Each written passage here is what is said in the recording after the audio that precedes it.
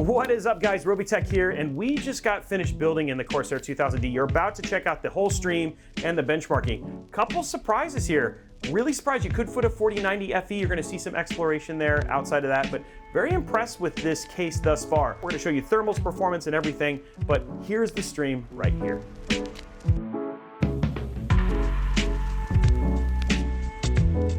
Now we're getting started on this build. We're gonna be building in the brand new Corsair 2000D.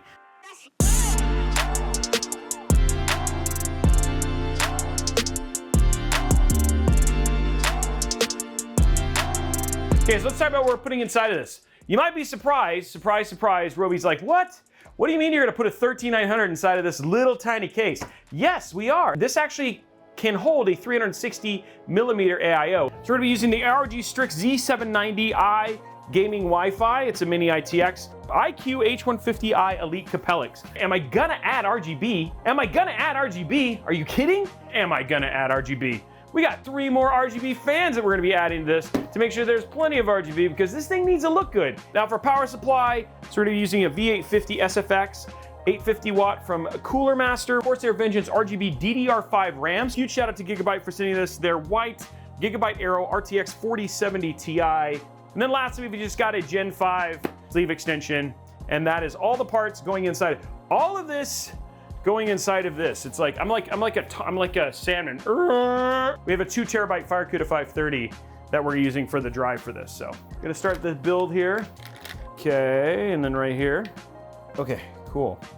Okay, there we go. We'll take this one off. Let's open this bad boy up. Okay, let's do RAM clicks. Let's go 95. All right, here we go. No, that was 89.3, guys. 94.1. All right, let's go ahead and strip this down now. So pretty straightforward. It's mostly toolless. So we're gonna go ahead and take off all the panels here. Get this down to the bare essentials. And then again, just like that, your case is now 100% stripped and ready to go. We're gonna put in our motherboard, tiny motherboard inside of our tiny case. Now, cable management for these is always interesting. Adding that in there. Okay, cool, there we go.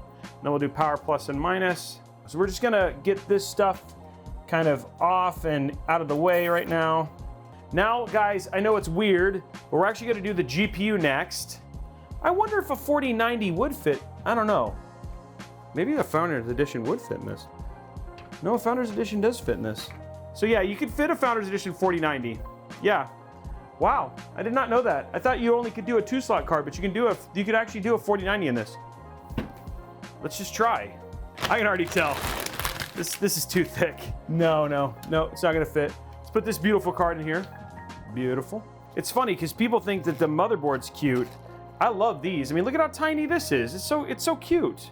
Wondering if wait for 4090 to drop the price of 4070 and all. I don't know if the 4090 is gonna drop in price. It was like well past 5,000 series before you saw the 3090 Ti even drop even slightly.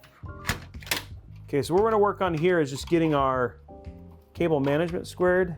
Okay, so here's how the front of our build looks right now. Now what we're gonna do is we're gonna work on these fans. So we're just gonna get our fans installed. And then once the fans are in, then we just gotta do our AIO and we're done. Because the rest of the build just kind of goes like that. We're not gonna mount this yet, but we are gonna run the cable down. Now one thing we can do, just because it's fun, is let's go ahead and hook up, this is the cable that comes with the PSU, and it routes around the outside. So this goes right here, and then this basically routes into each one of these channels. What do you guys think? The build so far? What do you think of the build process? Am I making it look easy? Because it's funny, because we're making this definitely look easier than if we had never built in this case before. But because we knew the right things to do. Okay, I'm gonna start getting the rest of our AIO out. 1, 2. Here's our third set of fans. But I might redo this little bit of cable management right here.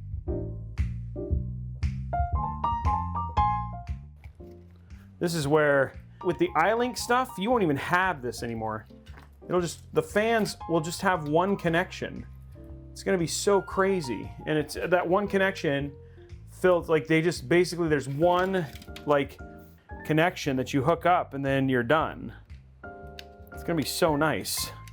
Honestly, I'm really excited about it. Of course, we have to see it in practice, you know what I mean, and use it, but I saw it actually at CES. They showed it early to a small group of people and I got to be one of those people.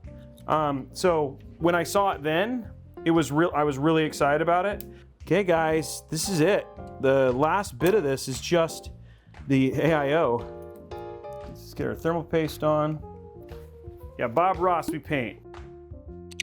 This is where it starts getting a little bit difficult.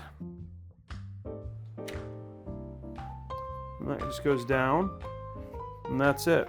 That's pretty much it. Okay, let's put the rest of the build together. Okay, so starting with the top. See? So it just covers right over that.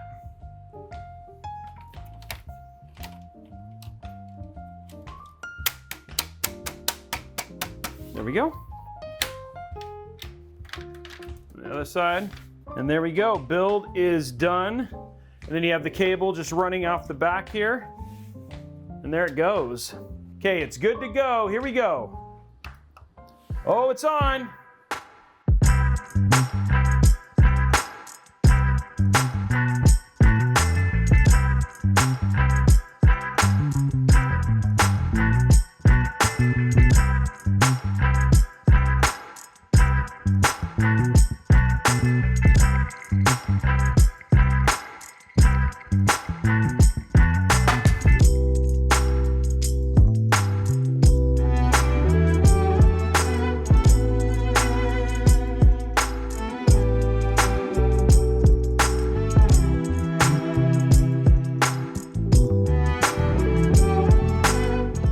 Oh, look at that. So let's open this up and let's just see what our temps are. So right now we're idling in the 30s. That's good. I mean, nothing too crazy. 36, nothing too crazy on the voltages and stuff like that. So let's take a look at Cyberpunk 2077 real quick. All right, let's go to settings, graphics. Okay, Ray Tracing Ultra. It's DLSS. We're gonna not turn on frame generation. Let's see how this runs. Okay, so you're looking at about half without DLSS. But again, now this is not doing any super sampling whatsoever. Look at the temps though. The 4070 sitting in the 60s, the 13900 in the 60s. No problem with temps on this at all. So now we're gonna give it, look at it, 10. It's using 10 gigs of VRAM though. Again, I think this is 12. Let's put on frame generation. There we go, 130, 140, very well north of 100. Okay, so let's just pop into Diablo real quick. So there we go, we're at 150 frames per second. There you go. 240 frames per second. There you go. So again, showing you some ideas of how the game plays. Frames per second, that seems fine. Yeah, that seems really, really good. Okay, so what'd you think? To be honest, more impressive, 13900K, and those thermals, very, very impressive. Anyway, guys, that's it for this video. We hope you enjoyed it, and we look forward to seeing you on the next one.